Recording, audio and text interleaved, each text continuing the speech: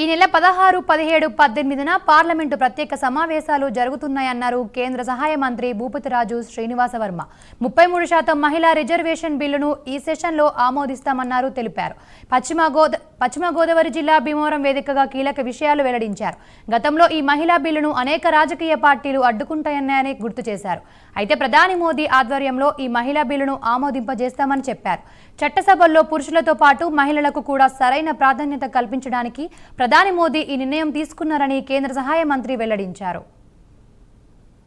అనేక దశాబ్దాలుగా చట్టసభల్లో అనేక రాజకీయ పార్టీలు ఎత్తుగడలతో ఉద్దేశపూర్వకంగా చట్టసభల యొక్క ఆమోదం పొందకుండా ఉన్నటువంటి బిల్లు మహిళా బిల్లు 33% మహిళలకి రిజర్వేషన్ ఏదైతే ఉందో ఆ బిల్లు అనేటువంటి విషయం మనందరికీ కూడా తెలుసు.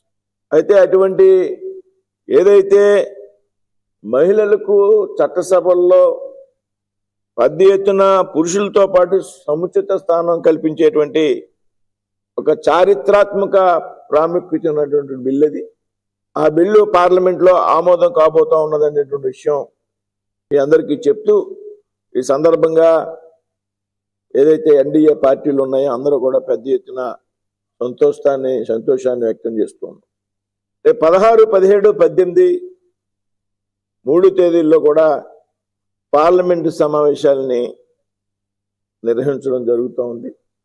ఈ సభల్లో ఏదైతే 33% మహిళా రిజర్వేషన్ల చారిత్రాత్మక బిల్లు ఆమోదం పొందబోతూ ఉన్నది. దీనికి ప్రధానమైనటువంటి కారణం భారత ప్రధానమంత్రిగా ఉన్నటువంటి నరేంద్ర మోడీ గారి యొక్క నాయకత్వంలో ఆయన యొక్క చొరవ కారణంగా చాలా పార్టీలు చాలా రకాలుగా దీన్ని వ్యతిరేకించినప్పటికీ కూడా వీళ్ళ బిల్లుని ఆమోదింపజేసేటువంటి